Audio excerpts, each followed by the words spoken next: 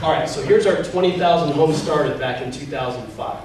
So the red bars represent attached product that we built. The red line represents the percent share of attached product relative to all the homes that are getting built. So 2005, look at that, we built 6,800 attached homes, townhomes and condos. 3,000 of which were condos. 3,000. We'll build, 2015, we built about 225 condos in the market. Think about that. Crazy, right?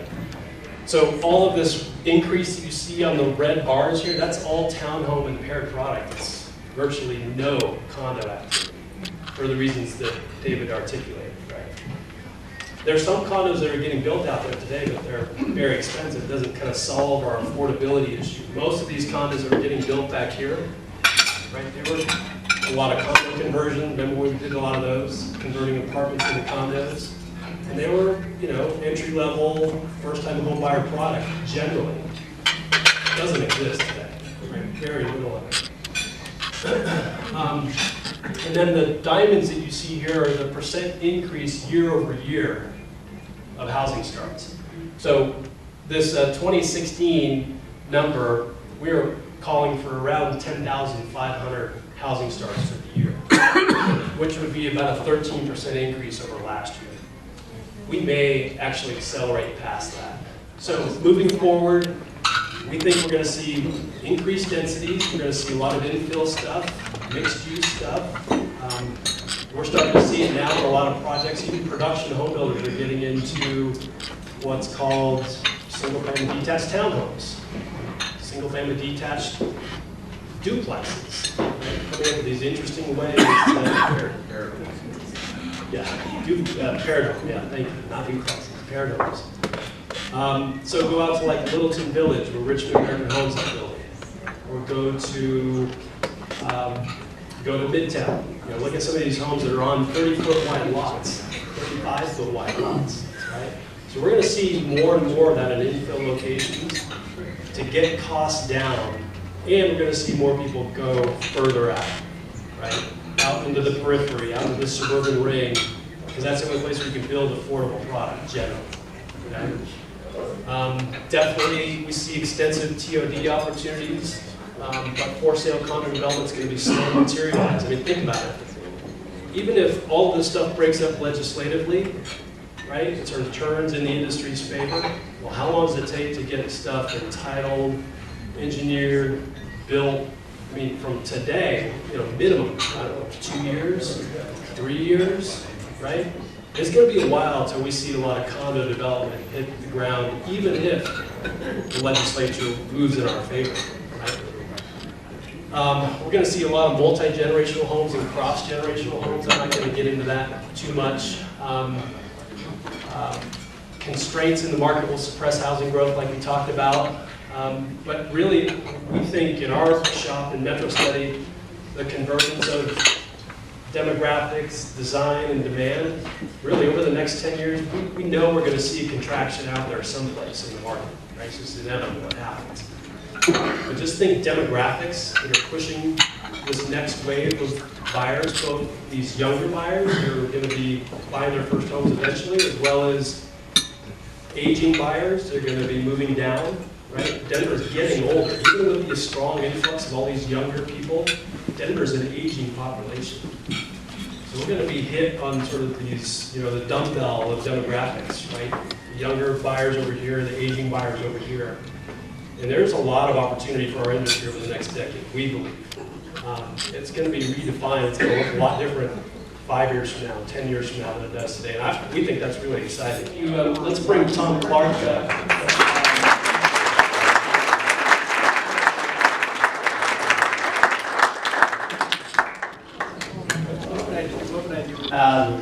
It's good news everywhere.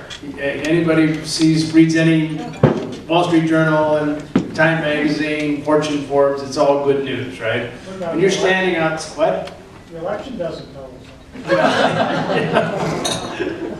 If you're standing outside of Metropolitan Denver, you think it's the coolest place ever. And for those of us who have a little gray hair or are hiding our gray hair, we remember what it was like in the 1980s, right? Second most polluted city in the country. And 31% vacancies in downtown. So I'm going to tell you kind of the good stuff. And actually, as you know, housing doesn't create jobs. Infrastructure and companies create jobs that drive the demand for housing. So housing is always the trailing indicator. So by the time we look at you, we know it really sucks, okay, if you're having a bad time. But it's the front end of it and the decisions that communities make that change what people think you need to make is to build world-class infrastructure. And the reason we did that was because it was a way to get construction people into town. And they recycle their checks between Friday and Monday. And so they give you kind of a quick lift into the economy by doing those, by building those things. And we were about 35th of the major 300 metro areas at the time with the old Kerrigan Hall. We built Convention Center. We're always in the top 10. We're on our third redo of the Convention Center. We're going vertical, folks, to get us more continuous space. And then, of course, in 1989, that airstrip out there that was in western Kansas, nobody'd ever drive out there, and it was going to die. And why were we wasting all our time and money on the 17th busiest airport in the world, which now is beautiful with a new train. And then between 91 and today, we started out, we created 4,700 acres for a center city.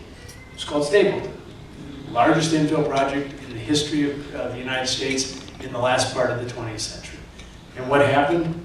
A really moribund, awful downtown and a dying center city, along with some other things I'll show you, began to rebound. And all of a sudden, the vibrancy in the center city was really something that we thought we could achieve. And we should all be pretty darn proud of it, because in many respects,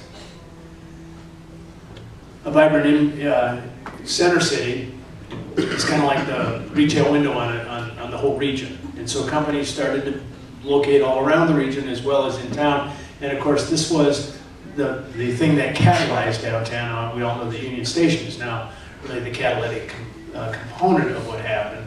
But how many knew that John Hickenlooper was opposed to building Cursville? This is a real weird piece of reasoning on John's part. He knew that people would come to his bar and he'd have to hire all these people. And he'd have a great summer, and then to his sadness, he was going to have to lay them all off in the fall, because people were just going to be there. What happened, of course, is since we didn't provide any parking, is that people had to walk through Lodell, and they saw all these clubs and restaurants, and they came back in the fall and the winter and what have you, and we began the renaissance of downtown. And then, of course, just as kind of a throw-in, Stan Kroenke came to town. We did the Pepsi Center, small little field. Oh, I forgot one of my favorite stories, so hold on. Let's go back to this one.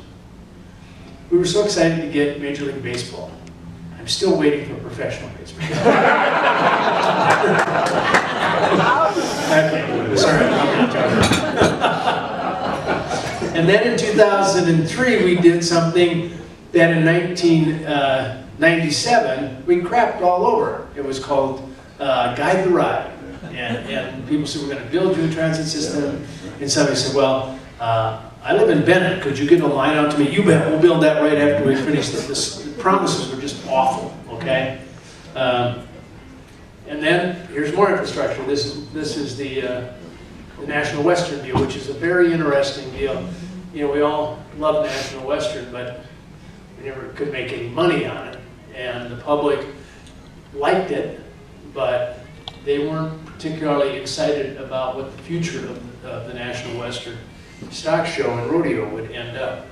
Well, it took some creative people to end up with this, using the Colorado State University as the anchor, not using the stock show as the anchor, which is this new research facility they're building there, which is kind of paired with the Anschutz campus to give us that capacity in this community and have them very close to one another in terms of just running from car to car, or car to one place to another. And in the midst of that, the National Western gets built too, and that goes along with another piece of infrastructure, which is dropping I-70 down to the ground and then building a ditch underneath it to get into Swansea and Elyria. for people to connect those communities into downtown. So a very nice piece of work being done. But this is what is probably one of the biggest changes in our lives. 1986, we were about in the bottom 25 as most diversified state economies. And by the time we reached 1998, we had become in the top 5 most diverse states.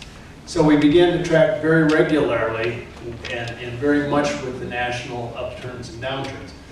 Many of you remember the dot bomb in 2000 and in the late 90s and early 2000s. We were the kind of poster child for the dot-com run-up, and then we became the poster child for the dot bomb. And you can see this huge deal. And that's when if you had a pair of Birkenstocks and you had a dog and you had a napkin, you could get your business plan that you'd written on the napkin funded in metropolitan Denver.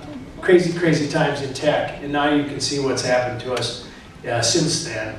We have continued to track with the U.S. So these are things that we're really watching. We're watching the energy industry changes that are going on. We'll have something on the ballot this fall that will require a 2,500-foot step back for all fracking rigs in the state. We've just finished a study on that. I can't tell you the findings, but essentially it's a wipeout of the oil and gas industry.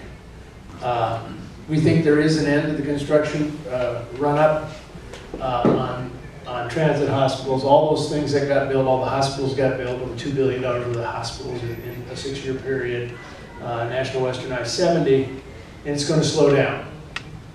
Changes in construction, defects, litigation environment. We're hoping we're going to get something. We're hoping the Supreme Court's going to let Bellagio go. We are continuing to slip in migration percentages in the last 3 years.